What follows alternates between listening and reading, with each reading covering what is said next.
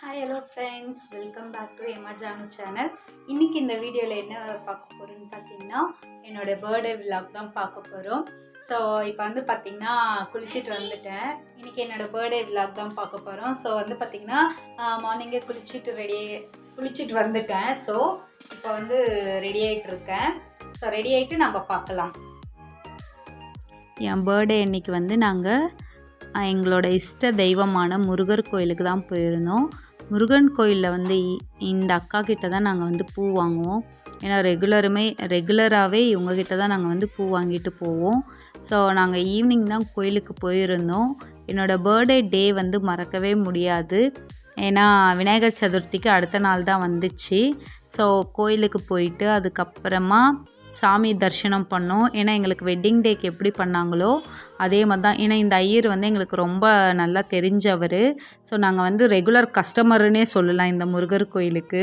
ஏன்னா ரெகுலராக எப்பயுமே என்ன எங்களுக்கு மனசுக்கு வருத்தமாக இருந்தாலுமே நானும் என் ஹஸ்பண்டும் போய் இந்த கோயிலில் போய் உக்காந்துடுவோம். ஏன்னா எப்பயுமே எதுக்குனாலுமே நாங்கள் இந்த கோயிலுக்கு தான் போவோம். முருகர் பாருங்கள் எவ்வளோ அழகாக காட்சி அளிக்கிறாரு. ஸோ இங்கே போயிட்டுருந்தோம். அதுக்கப்புறம் போனதுக்கப்புறம் தான் அவர் வந்து வெட்டிங் டேக் பண்ண மாதிரியே மாலை கொடுத்து அதுக்கப்புறம் எங்களுக்கு ஆசீர்வாதம் பண்ணி அதுக்கப்புறம் இந்த பூஜையெல்லாம் பண்ணி கொடுத்தாரு. ஸோ நாங்கள் வந்து ரொம்ப ஹாப்பி. எங்களுக்கு முருகன் அருளே கிடைச்ச மாதிரி அன்றைக்கி ஃபீல் ஆச்சு. அதுக்கப்புறம் முருகன் கோயிலில் வந்து நல்லா சுற்றிட்டு சாமி கும்பிட்டு அதுக்கப்புறம் கொஞ்ச நேரம் ரிலாக்ஸாக உட்காந்துட்டு அதுக்கப்புறம் வந்து வந்தோம். ஸோ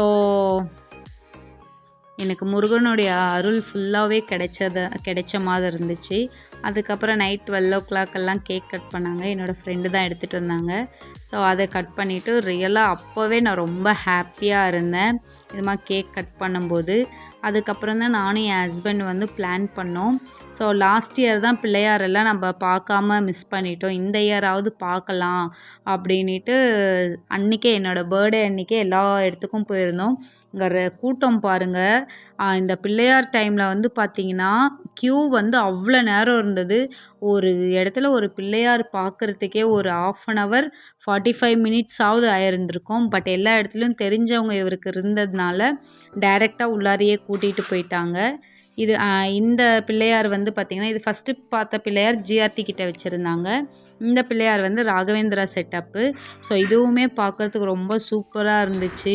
பட் இப்போ இந்த இயர் ஒசூரில் வந்து பார்த்திங்கன்னா அவ்வளோ சூப்பராக அந்த கான்செப்ட் யோசிக்கிறதெல்லாம் பார்த்திங்கன்னா ரொம்ப டிஃப்ரெண்ட்டாக யோசித்து வச்சுருந்தாங்க.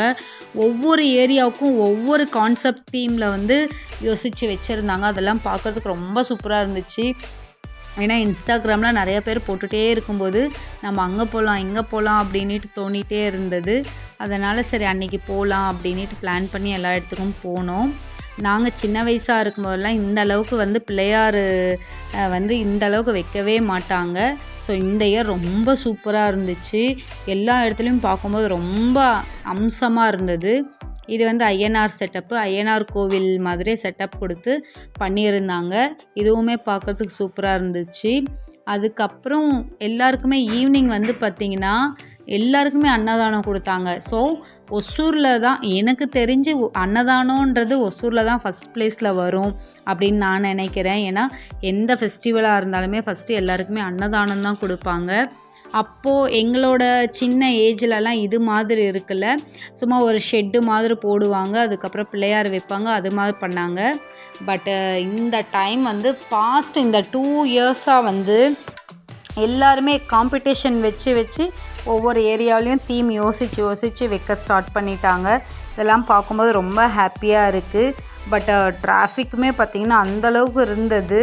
ஸோ இருந்தாலும் எல்லாமே பார்த்து இது பண்ணோம். இந்த ஏரியா உள்ளார போகும்போது பாருங்கள் ஒரு திருவிழா உள்ளார போகிற மாதிரி தான் ஒரு ஃபீல் இருந்தது. இது வந்து மலேசியா செட்டப்பில் கொடுத்துருந்தாங்க. இங்கே போகும்போதுமே ரொம்ப நல்லா இருந்துச்சு. பட் இங்கே வந்து க்யூ வந்து பார்த்திங்கன்னா ரொம்ப அதிகமாக இருந்தது. பட் இருந்தாலும் சரி லைனில் நின்று பார்க்கணும் அப்படின்ட்டு நாங்கள் வந்து பார்த்துட்டு போனோம். உள்ளார வந்து பார்த்திங்கன்னா ரொம்ப அம்சமாக இருந்தது. முருகர் வித்து கணேஷா இருக்கிற மாதிரி தீம் கொடுத்துருந்தாங்க. சுற்றியும் ராஜ அலங்காரத்தில் முருகர் இருந்தார். அதை பார்க்கும்போதே மனசுக்கு வந்து நிறைவாக இருந்துச்சு. அதுக்கப்புறம் அங்கெல்லாம் ஃபோட்டோலாம் எடுத்துகிட்டு அதுக்கப்புறம் நெக்ஸ்ட்டு இடத்துக்கு வந்தோம்.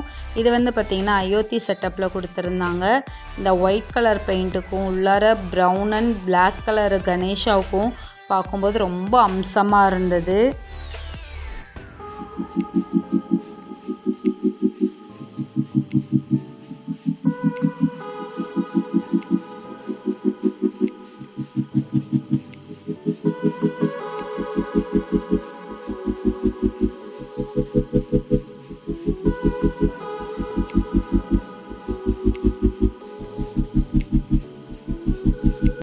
இவ்வளோ நாள் எல்லா இடத்துலையும் பிள்ளையார் வந்து சுற்றி பார்க்க போயாச்சு. பட் இந்த இது வந்து பார்த்திங்கன்னா பிள்ளையார் எடுக்க வேண்டிய நாள். ஸோ எல்லாருமே பிள்ளையாரை வந்து எடுத்துட்டாங்க.